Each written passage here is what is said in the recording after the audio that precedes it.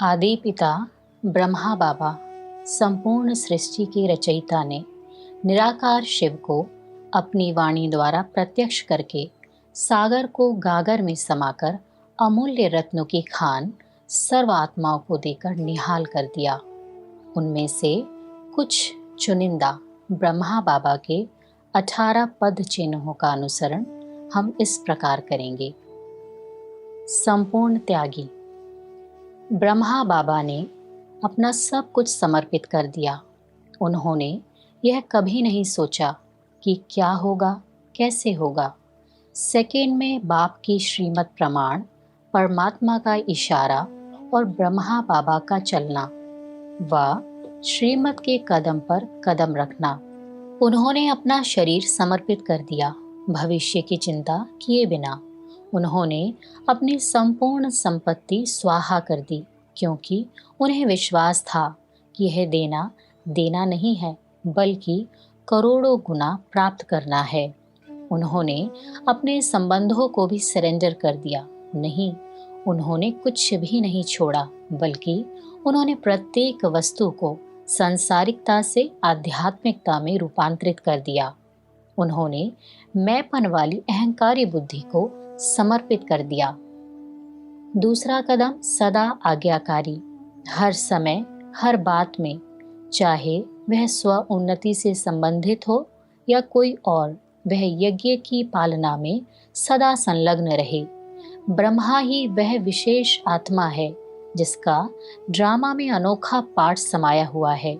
वही आत्मा माता बनकर भी रही और पिता भी। वह यज्ञ की पालना करने के निमित्त बन सदा आज्ञाकारी बने रहे। यद्यपि स्थापना का कार्य बहुत बड़ा था, फिर भी उन्होंने किसी के निर्देश की कभी अवहेलना नहीं की। व्यावहारिक रूप से प्रत्येक क्षण उनका स्वभाव यही रहता था कि हे प्रभु, मैं सदा आपके मार्ग पर उपस्थित हूँ। तीसरा कदम हर संकल्प में निश्चयपूर्ण।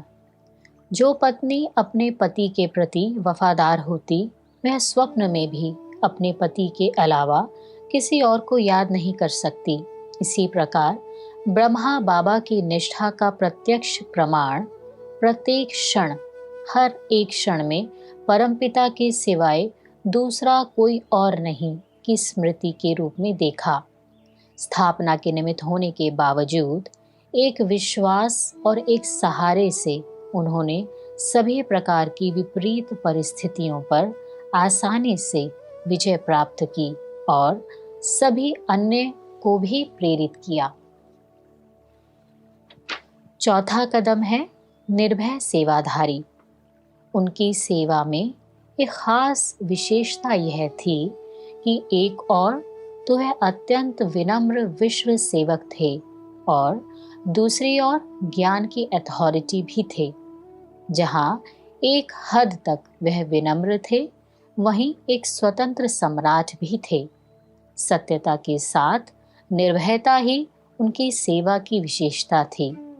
इस नए ज्ञान के कारण उनके संबंधियों, राजनेताओं तथा धर्म गुरुओं ने उनका कितना भी विरोध क्यों न किया, परंतु उन्हें कोई भी उनके सत्य एवं निर्भीकता के सिंहासन से तनिक भी डिगा नहीं सका।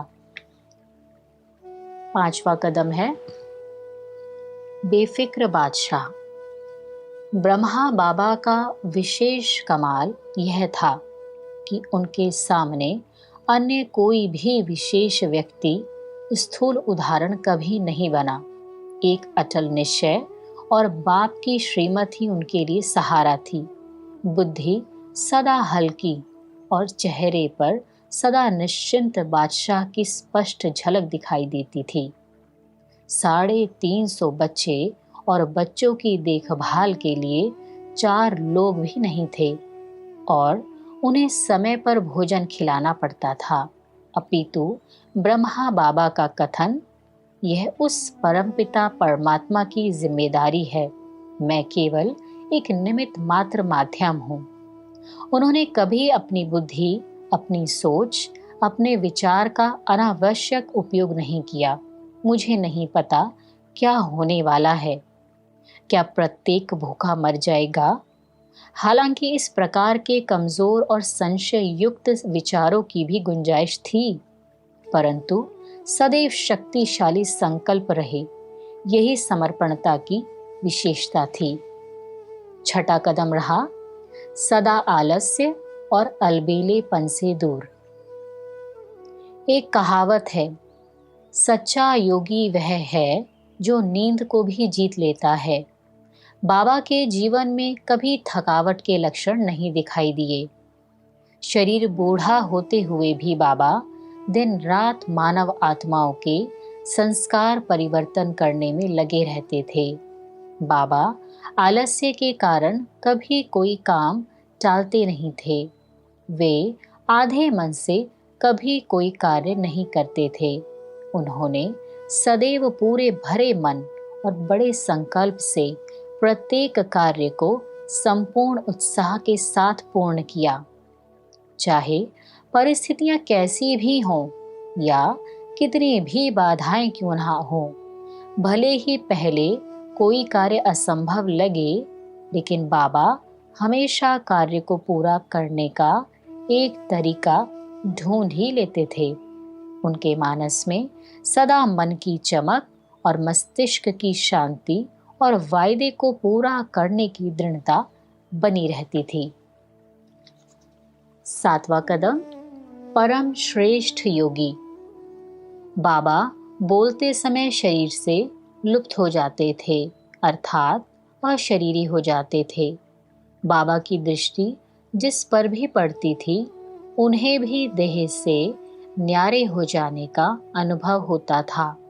बाबा के सम्मुख आकर किसी को भी अधिक कुछ कहने की इच्छा नहीं होती थी।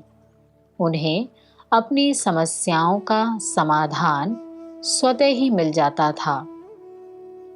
उनके अंतिम दिनों में बाबा के कमरे में हर किसी को सिर्फ सन्नाटा और अति विशिष्ट मौन ही नजर आता था। उनका हर कर्म योग युक्त होता था। पत्र लिखते, सुनते या बच्चों से मिलते, वह सदैव सबको याद दिलाते, श्री बाबा याद है? बच्चे, भोजन किसको खिला रहे हो? आठवां कदम है सागर की तरह अटल। कराची में जब बच्चे सागर के किनारे जाकर बैठते थे, तो बाबा बच्चों को अनेक शिक्षाएं देते हुए कहते थे, बच्चों, क्या तुम समुद्र की लहरें देख रहे हो? देखो कैसे सागर की लहरें तुम्हारे पास आ रही हैं और फिर चली जाती हैं। तुम ज्ञान सागर के बच्चे हो, इसीलिए जब तुम्हारे मन में भी कभी भी माया की लहरें आए, तो तुम्हें ज्ञान सागर के गुण को सदैव ध्यान में रखकर चलना है और तुम्हें उन अवगुणों को भी दूर करना है।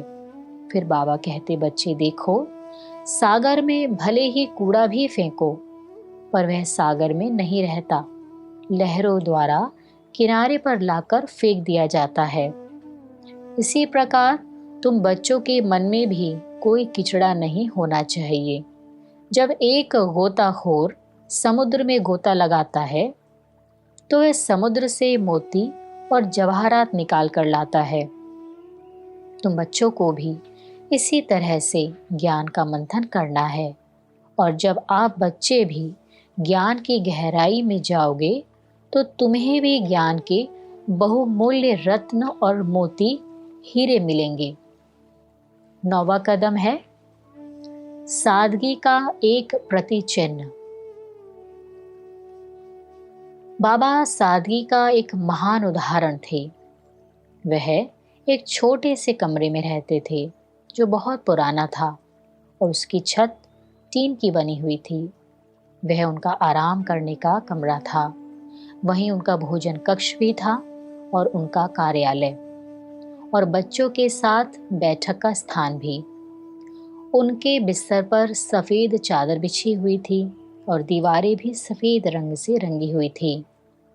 बाबा ने अपने ऊपर या अपने कमरे में किसी प्रकार की कोई भी कृत्रिम सजावट नहीं की हुई थी। बाबा कहते, बच्चों, जिसने भी इस ईश्वरीय सेवा के लिए एक पैसा भी दिया है, वह एक पैसा ही 1,00,000 रुपयों से भी अधिक मूल्यवान है। यह मानव आत्माओं को पवित्र करने और उन्हें शांति प्रदान करने की सेवा के लिए है। मैं इन्हें अपने आराम या खुशी के लिए खर्च नहीं कर सकता। यह मेरे द्वारा ईश्वर को अर्पित किए गए धन के साथ बेईमानी होगी। बाबा उस कमरे में बैठे हैं जहां सेवा की प्रतिमूर्ति बन कितनी ही आत्माओं को नया जीवन मिला। कितने ही लोगों ने वहां बैठकर ईश्वर मिलन की खुशी का अनुभव किया और स्वयं को ईश्वर को समर्पित करने का श्रेष्ठ संकल्प लिया। 10वां कदम, सहनशीलता का प्रतीक। ब्रह्मा बाबा को मार्ग में अनेक परीक्षाओं का सामना करना पड़ा। पहला पेपर लोगों के बुरे शब्दों और हमलों का था। दूसरा, यज्ञ स्थापना में आने वाली विभिन्न बाधाओं का। तीसरा, यह कि कुछ ब्राह्मण बच्चे छोटी छोटी बातों पर असंतोष के कारण देशद्रोही बन गए और विरोध करने लगे। बाबा हर परिस्थिति में स्वयं को हल्के रहकर दूसरों को हल्का बनाते। उन्होंने मधुरता, शुभ कामनाओं और शुभ भावनाओं के साथ सहिष्णुता का पाठ उन लोगों को भी पढ़ाया जो उनका विरोध करना चाहते थे। परिणाम यह हुआ कि जो लोग एक दिन उनका विरोध करते थे, वे अगले ही दिन उनसे क्षमा भी मांगने आए और उनके होठों पर यही शब्द थे कि बाबा सचमुच बाबा है। इसे कहते हैं असफलता का सहनशीलता के प्रति उत्तर। 11वां कदम है परमात्मा के श्रेष्ठ महावाक्यों के प्रेमी। हर दिन की मुरली अर्थात परमात्मा महावाक्य जिन्हें कहते हैं, उसे पूर्ण करने का अर्थ है कि वास्तव में बच्चा पिता का बहुत समय से खोया हुआ, फिर लंबे समय के बाद मिला हुआ आज्ञाकारी बच्चा है। ब्रह्मा बाबा को मुरली से बहुत प्रेम था और बच्चों को भी प्रेरणा सदैव यही देते कि शिव बाबा इतनी दूर से मुरली चलाने आते हैं, क्या कोई टीचर होगा जो सिर्फ तुम्हें पढ़ाने इतनी दूर से आए? उन्होंने बच्चों से पूछा, बाबा ने एक दिन भी कभी मुरली मिस नहीं की। किसी न किसी कारण से जब मुंबई जाते थे तो भी वहाँ मुरली लिखते थे और मातेश्वरी वह मुरली पढ़ती थीं। आखिरी दिन भी जब उनका स्वास्थ्य ठीक नहीं होने के कारण उन्होंने सुबह क्लास नहीं ली, लेकिन शाम की क्लास लेने के बाद वे अव्यक्त हो गए। इसी कारण वह मुरली के प्रेमी मुरलीधर थे। 12वां कदम है अर्थव्यवस्था को व्यवस्थित रखने वाले। ब्रह्मा बाबा का प्रिय स्लोगन था, कम खर्च प्राप्ति अधिकतम हो। उनका मानना था कि किसी भी खजाने को उपयोग कम और 100 गुना प्राप्ति होनी चाहिए। उदाहरण के लिए विचारों को वह खजाने के रूप में देखते हुए कहते थे, एक सामान्य व्यक्ति जब 2-4 मिनट सोचने के बाद सफलता का अनुभव कर सकता है, लेकिन हमें इसे 1 या 2 मिनट में ही करने में सक्षम होना चाहिए। आगे वह बच्चों से कहते, जो भी बचत हुई है, चाहे समय की, चाहे संकल्प की, चाहे धन की, इसे वही समय पर लगा सकेंगे जिन्होंने इसे बचाया होगा। वही दान दे सकते हैं, दान कर सकते हैं। उन्होंने सभी को योग का प्रयोग करना सिखाया कि कम समय में कैसे अधिक परिणाम हो और कम संकल्प में अधिक अनुभव हो। वास्तव में बाबा बहुत ही कम समय में इतना कुछ रचने में सक्षम हो गए। इसीलिए हर कोई यह कहता है कि यह बाबा का चमत्कार है। बाबा का 13वां कदम है सबको सम्मान देने वाले। ब्रह्मा बाबा सदा स्वयं को बच्चों का सेवक मानते थे और उन्हें श्रेष्ठ समझकर प्रणाम करते थे। उन्होंने सदैव बच्चों को आदर से भरा प्रेम दिया और उन्हें भावी विश्व कल्याणकारी के रूप में देखा। उन्होंने हमेशा कुमार, कुमारियों और युवाओं को विश्व की महान प्रसिद्ध आत्माओं को चुनौती देने वाले के रूप में देखा। बाबा ने बच्चों को सदा इस रूप में देखा जिन्होंने असंभव को भी संभव बनाया।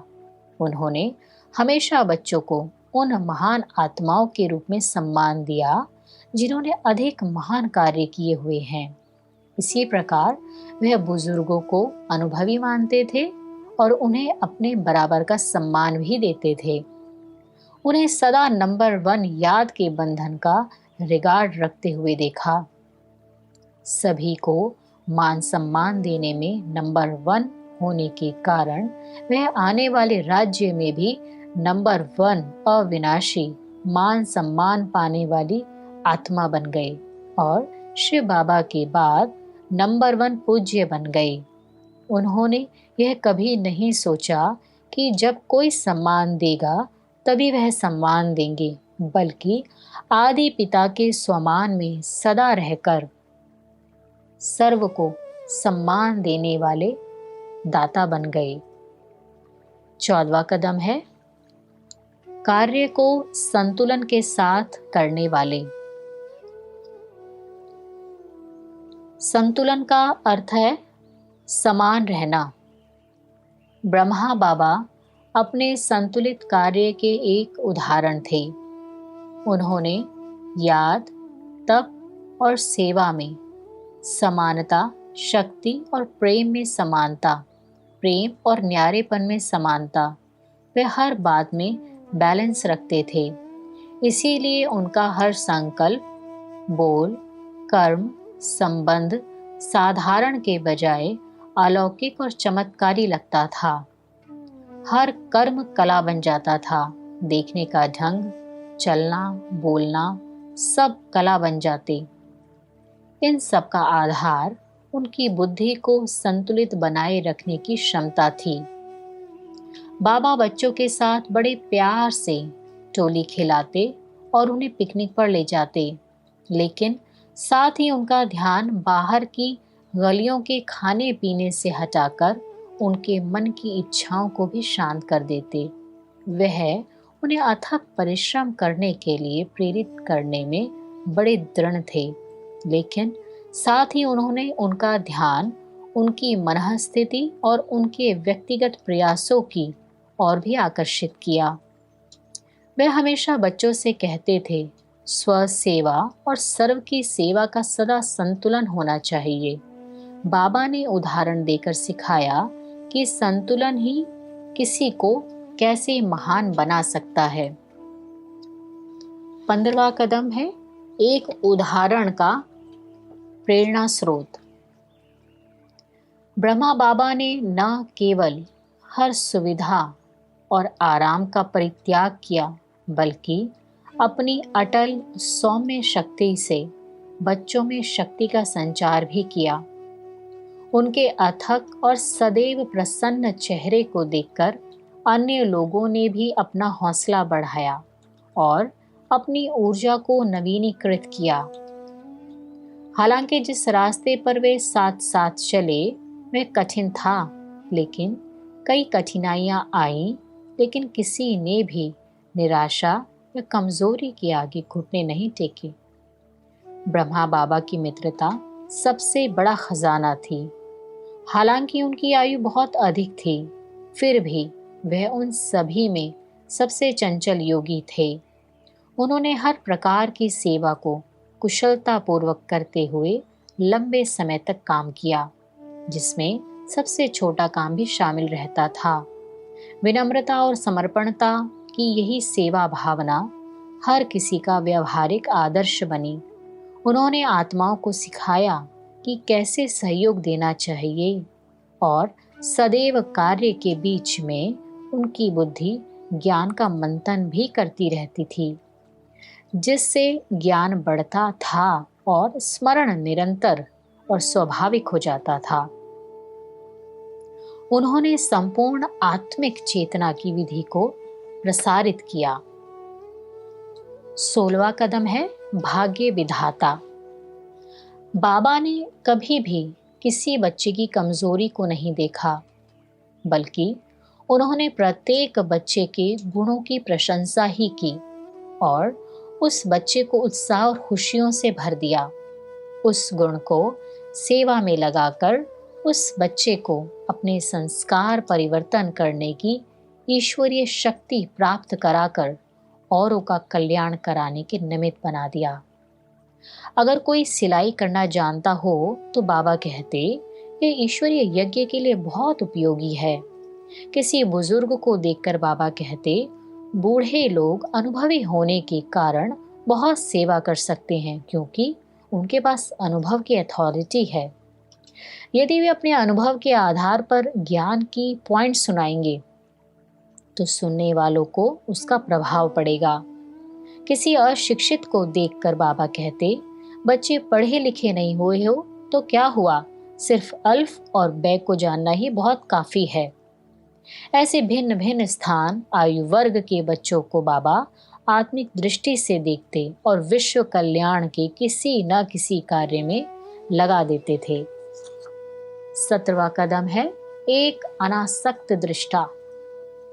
ब्रह्मा बाबा ने आत्मिक स्वमान के फाउंडेशन का बहुत दृढ़ता से अभ्यास कराया। वह अपनी डायरी में लिखते थे, मैं आत्मा हूँ, यह बच्चा भी आत्मा है। जसोदा उनकी लौकिक पत्नी के लिए भी अभ्यास करते, वह भी आत्मा है। उनकी एक और प्रथा थी, अपने सभी कार्यकर्ताओं शारीरिक इंद्रियों का दरबार लगाना और उनके कल्याण के बारे में पूछना। इसीलिए उनके अंतिम समय में भी उनके साथ रहने वाले बच्चों को यह अनुभव हुआ कि कर्म करते हुए, शरीर में रहते हुए, चलते फिरते हुए भी बाबा अशरीरी थे। उन्हें सभी ने साकार में फरिश्ता के रूप में अनुभव किया। हालांकि उन्हें शारीरिक बीमारी के रूप में कर्मों का हिसाब किताब चुकता करना था, लेकिन उन्होंने एक तटस्थ साक्षी दृष्टा के रूप में ऐसा किया। न स्वयं प्रभावित हुए, न दूसरों को यह अनुभव करवाया कि मैं हिसाब किताब चुकता कर रहा हूँ। किसी को यह भी पता नहीं था कि ब्रह्मा बाबा अव्यक्त हो रहे हैं। ऐसा इसीलिए था क्योंकि उन्होंने निर्लिप्त, साक्षी, निराकार होने का अभ्यास बहुत समय तक किया हुआ था, जिसके कारण अंत में उसी स्वरूप का अनुभव हुआ।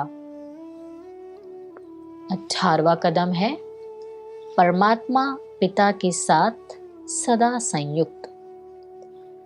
ब्रह्मा बाबा का शिव बाबा से ऐसा ज्ञान आधारित प्रेम था कि वह कितना भी बड़ा संकट क्यों ना हो, याद में रहने के लिए हर परिस्थिति को निमित्त बना लेते थे।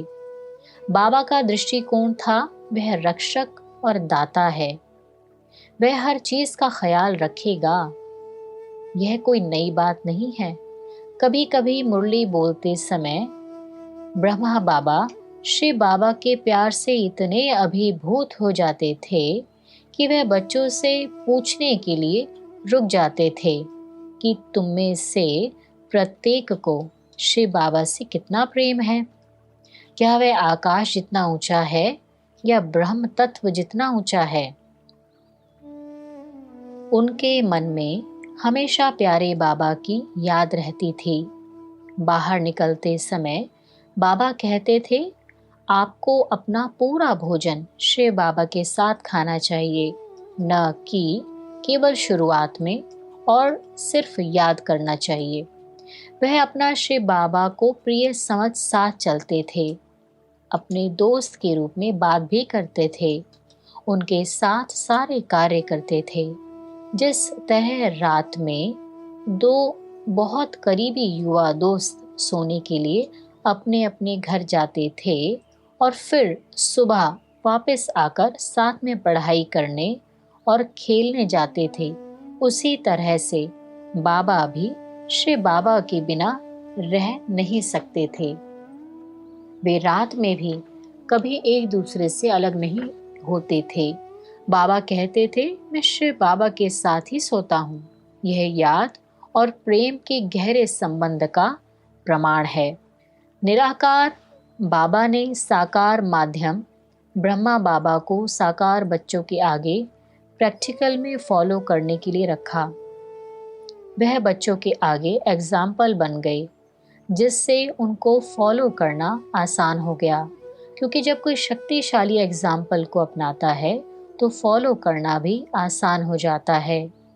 श्री बाबा ने ब्रह्मा बाबा को स्नेही बच्चों के स्नेह की निशानी के रूप में रखा और श्री बाबा ने हर बच्चे को हर कदम पर फॉलो ब्रह्मा बाबा करने की श्रीमत सदा प्रदान की। अच्छा, ओम शांति।